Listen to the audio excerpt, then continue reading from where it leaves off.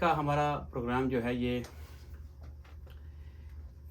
किसी भी यानी कि पॉलिटिक्स और सियासी जमात से एफिलिएशन से हट के है।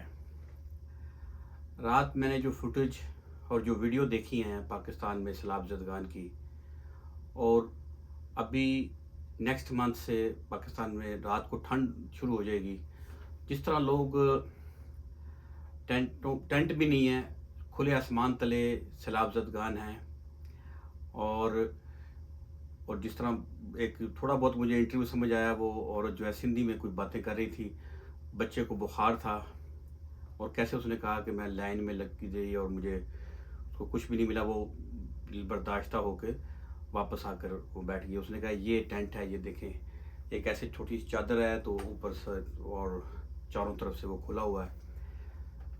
ये अभी हालात हैं। तो कैलकुलेशन जो है ना, वो 33 million people affected with the flood. Almost Canada की the population of Canada is total population almost 37 million. 700,000 women are pregnant and they are going to be delivered next month. और इसी तरह लोगों के तकरीबन कोई 1 मिलियन के करीब, the 1 million livestock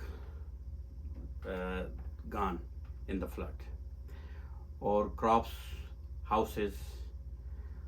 तो ये it's not going to be rebuilt in 1 month or 2 months or 6 months. At least उन लोगों को अपने पाँव पर आने के लिए बहुत 4-5 साल लगेंगे, लेकिन घर वापस जाने में हो सकता है साल लग जाए, 6 महीने लग जाए। मुल्क के जो माशी हालात हैं वो बहुत ज़्यादा ख़राब हो गए हैं। इतने ज़्यादा ख़राब हो गए हैं कि सफ़ेद पोश लोगों की ज़िंदगी बड़ी अजीरन हो गई है। मेरी हाथ जोड़ के इस्टेब्लिशमेंट से दरख्वास्त है और रिस्पॉन्सिबल लोगों से कि खुदा के लिए ऐसा कुछ करें। आपके पास अब 2 ऑप्शन हैं, यू ओनली हैव 2 ऑप्शन। एक तो ये है कि इस हुकूमत को ख़त्म करके उन्हीं लोगों को वापस लाएं जिनसे फ्रॉड के ज़रिए हुकूमत छीनी गई थी, जिनका मैंडेट है। यही जमहूरियत का असल हुस्न है और यही तरीक़ाकार पूरी दुनिया में राइज है। कनाडा में भी इस वक्त जो हमारी लिबरल पार्टी की हुकूमत है उसके पास 2/3 अक्सरियत नहीं है, लेकिन दूसरी पार्टियां अगर चाहें तो उनकी हुकूमत गिरा के अपना कोलिशन करके वो बना सकती है, लेकिन वो लोग रुके हुए हैं और उनको मौका दे रहे हैं कि इनकी सबसे ज़्यादा सीटें हैं और इनको टाइम दें और वो हुकूमत जो है वो चल रही है। एक तो ये है आपके पास चॉइस।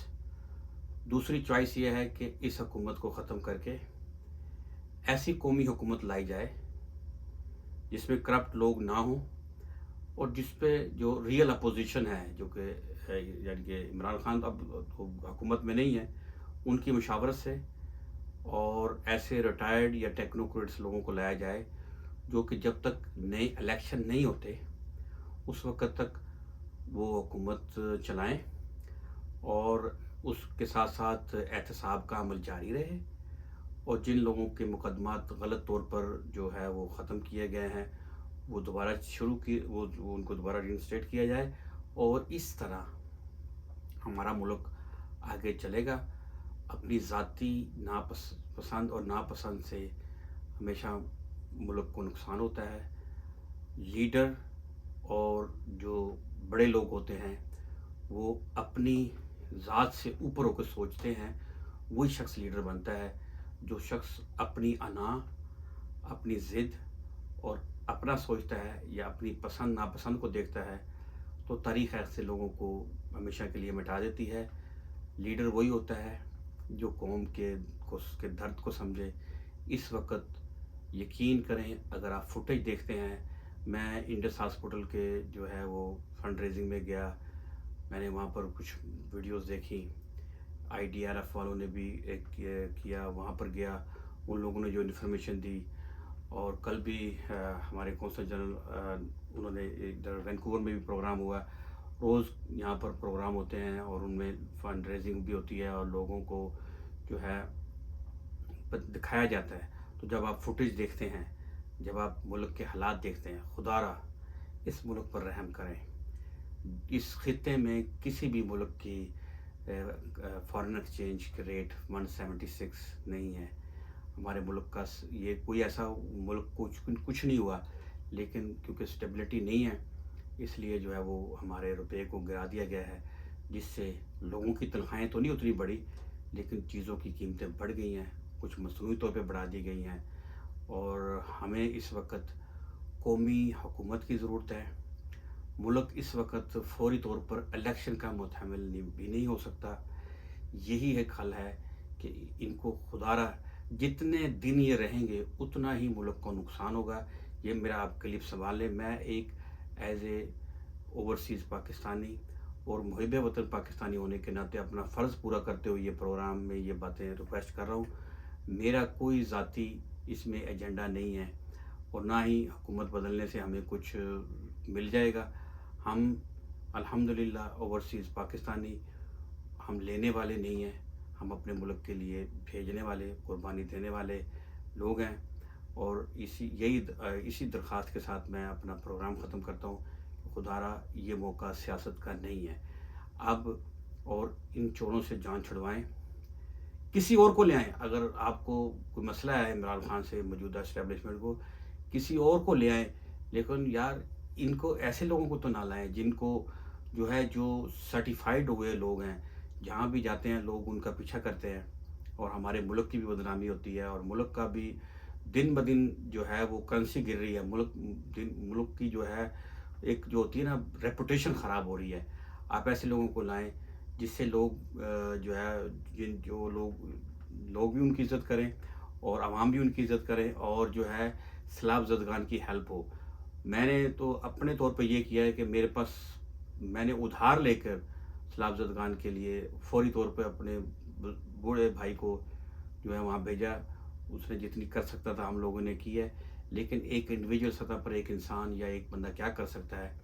اتنا ہی کر سکتا ہے. لیکن اب یہ جو اس طرح کے بڑے کام ہیں، جب تک حکومتیں جو ہیں ایماندار نہ ہوں، جب تک حکمران ایماندار نہ ہوں، یہ نہیں ہو سکتا. یہ تو اسی 33 ملین اتنے لوگ تو آپ دیکھیں نا، یہ تو جیسے نیا پاکستان، جیسے 1947 میں لوگ جیسے بے گھر ہو کے آئے تھے، اس سے بھی زیادہ لوگوں کے حالات.